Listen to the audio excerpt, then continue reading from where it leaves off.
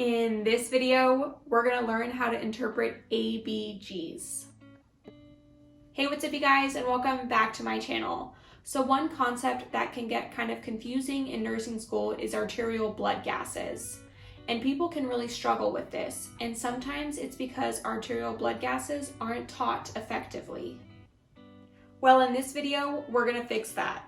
We're going to go through the different components of ABGs and then learn how to analyze each component. We'll learn a memory trick to help us, and as always, rely on our physiology to check our knowledge. So without further ado, grab some coffee and let's get started.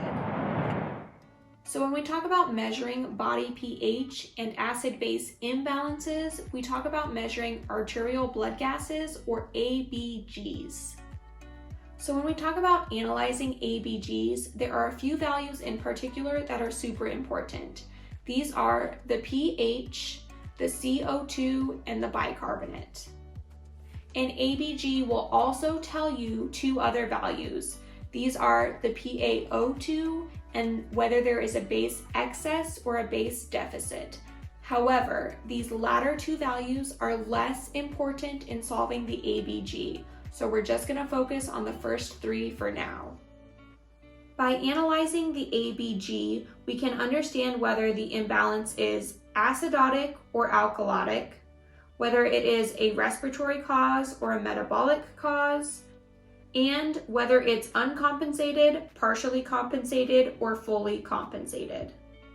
So before we learn how to analyze ABGs, we need to know important blood gas values. So normal pH is between 7.35 to 7.45. Normal PCO2 is between 35 and 45, and normal bicarb is between 22 and 26. Let's start with pH. Perfect pH is right in the middle at 7.4. If you dip at all below 7.4, you are on the acidotic side of your pH range. But if you go above 7.4, you are on the alkalotic side. Now let's go to PCO2. So remember that carbon dioxide acts like an acid because it forms carbonic acid and hydrogen ions. Also recall that carbon dioxide is regulated in the respiratory system, and we can increase or decrease our rate of breathing to expel or retain more carbon dioxide. So if we retain more carbon dioxide, then the measurement of carbon dioxide gets higher. So think above 45 millimeters of mercury.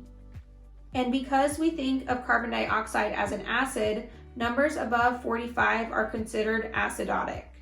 The more CO2 you have, the more acidotic you are.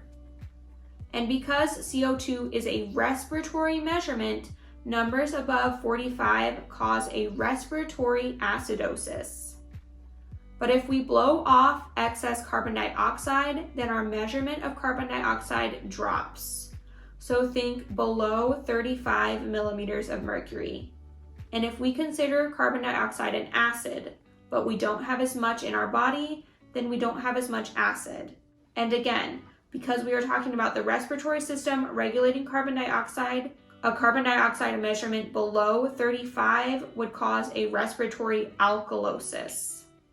Now let's move on to bicarbonate. Now bicarbonate is actually a metabolic product that can be regulated and produced by the kidney. And remember that it acts like a base or an alkaline material. Normal bicarb is 22 to 26. So if we don't have as much bicarb, so a bicarb below 22, then we become more acidic simply because we don't have as much base in our body. So a bicarb below 22 causes a metabolic acidosis. But if we have more bicarb, so a measurement greater than 26, we become more basic or alkalotic. So a high bicarb causes a metabolic alkalosis. Okay. So now that we've gone through the rationales of all these values, let's get down to interpreting our blood gases. So step 1, look at the pH. If the pH is below 7.35, there is an acidosis. But if the pH is above 7.45, there is an alkalosis. So step 2, find the problem child. Is it the respiratory system or the metabolic system that's causing us issues? First, look at the PCO2. Next, look at our bicarbonate level. Step 3, is there compensation? So compensation just means that the system that's not causing the problem is trying to fix the problem.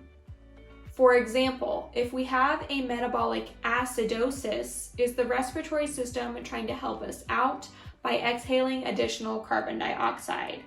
If it is trying to help us out, we would call this respiratory compensation, or say that the respiratory system is compensating. Now, when we talk about ABGs, not all of the problems that you're going to see will be compensated. And when this happens, we just say it's uncompensated. In an uncompensated ABG, the pH will be out of range and the problem child will be out of range. But whichever system is not causing the problem will be normal. However, there's also partial compensation and full compensation. So with partial compensation, the good system, the one that's not causing the problem, is doing its best to try to bring pH back to normal limits. But it's partial compensation, so the good system hasn't succeeded at this yet. So therefore, in partial compensation, the pH will still be out of normal range. So in partial compensation, the pH will be out of normal range, the system that's causing the problem will be out of normal range, and the good system, the one that's trying to compensate, will also be out of normal range. So honestly, in partial compensation, everything is just all messed up. But there's also full compensation, and this occurs when the good system, the one that's not causing the problem, has actually succeeded at bringing pH back to normal range. So in full compensation, the pH will be within normal limits, but the good system will have an abnormal value, and the system that's causing the problem will also have an abnormal value. Okay, so there's a memory aid that some people use to help them analyze ABGs, and that is the Rome mnemonic. And Rome stands for Respiratory Opposite, Metabolic, Equal. So in respiratory disturbances, the pH will go in an opposite direction than the PCO2. If it's a respiratory acidosis, the pH will go down and the CO2 will go up. But if it's a respiratory alkalosis, the pH will go up and the PCO2 will go down. But in metabolic disturbances, the pH and the bicarb are equal. They go in the same direction. So the pH and the bicarb will both either go up or they will both go down. So in a metabolic acidosis, the pH will go down and the bicarb will also go down. But in a metabolic alkalosis, the pH will go up and the bicarb will also go up. And to make sure that we understand these principles, let's take a look at a few examples. So if we have a pH of 7.2, a PaCO2 of 50, and a bicarb of 23, how would we analyze this problem? So step 1, look at your pH. Remember, normal pH range is 7.35 to 7.45. 7.2 is a low pH then, right? So write a down arrow next to it. PCO2 is 50. Normal CO2 is 35 to 45. So this means that carbon dioxide is too high. Write an up arrow next to it. Since the two arrows go in the opposite directions, you know that the problem is respiratory. And since pH is low, we have an acidosis. So we have a respiratory acidosis, but is it compensated or uncompensated? Look at the good system, the one that's not the problem child. So that's bicarb, and normal bicarb is between 22 to 26. This value is 23, so that's within normal limits. And since the bicarb value is normal, this means that it's not trying to help us out. So we call this an uncompensated respiratory acidosis. And let's check by recalling the physiology. Carbon dioxide acts like an acid, so the higher the carbon dioxide, the more acidic we are. Since the lungs control CO2, this is a respiratory acidosis. But in this example, the metabolic system has not started working. Bicarbonate is a base, so you want it to elevate to fix the problem. But in this case, bicarb has not moved at all, so this is an uncompensated acidosis. And because it's caused by the CO2, it's respiratory. Okay, next example. pH is 7.5, pCO2 is 47, and bicarb is 36. So step 1, look at your pH. Is it normal or not normal? Normal range for pH is 7.35 to 7.45. 7.5 is higher than 7.45, so draw an up arrow next to it. So we know that we have an alkalosis. Now who's the problem child? Step 2, look at the CO2. Normal range is 35 to 45. This is 47, so draw an up arrow. But you can't stop here, because only metabolic problems equal, not respiratory problems. And carbon dioxide is a respiratory measurement. So look at the bicarb. It's 36. Normal is 22 to 26. So draw an up arrow. The pH arrow goes up and the bicarb arrow also goes up. The arrows are equal, so we know that this is a metabolic problem. Step 3. What is the compensation? Who's the good child? The respiratory system. Is the value normal? No, it's actually high, right? So we are retaining carbon dioxide to try to bring our pH back to normal limits. But is pH normal? No, it's not, which means the respiratory system has not fixed the problem even though it's trying to. So therefore we have a partial compensation. So this is a partially compensated metabolic alkalosis. And let's use physiology to check. The pH is high, which means it's an alkalosis. Bicarbonate is a base, so when bicarbonate is high, we become more alkaline. That's the problem then. We have too much bicarbonate and it's increasing our pH, so this is a metabolic issue. But in this case, the lungs are trying to hold on to all the carbon dioxide that they can, since carbon dioxide is an acid and will lower our pH. So the lungs are trying to compensate, they just have not succeeded yet since our pH is still out of normal range. All right, last example. pH is 7.36, pCO2 is 52, bicarbonate is 39. Okay, so step 1, what's our pH? 7.36. Normal is between 7.35 and 7.45.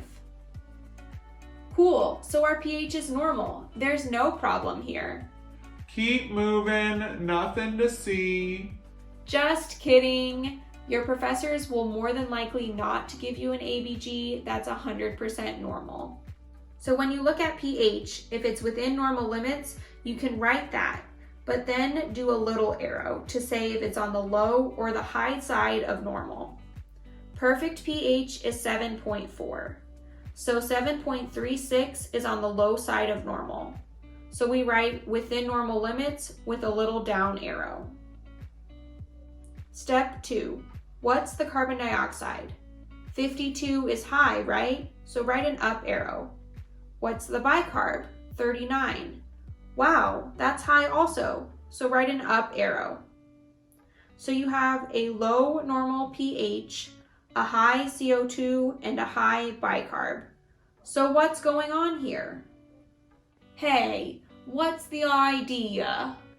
So respiratory problems, they go in opposite directions.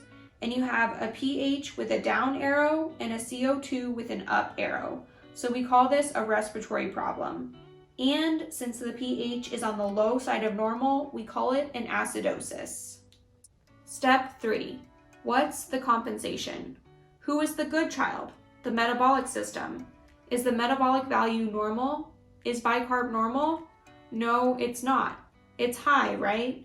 So we are retaining bicarb to try to bring our pH back to normal limits.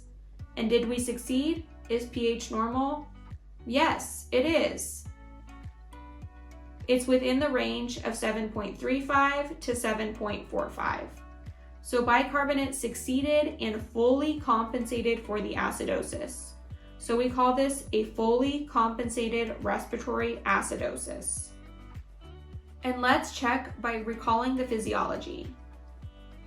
Carbon dioxide acts like an acid. So if we have more carbon dioxide, we will be more acidic. It drives pH down. But then bicarbonate is reabsorbed at the kidneys. Bicarb is a base, so it buffers the acidosis to increase our pH. And it saved the day because it brought pH back to normal limits. Now a quick disclaimer here. None of the examples that I used were taken from real clinical settings, so I may have exaggerated some of the values, and they may not be what you see in real life. I use them here for educational purposes only.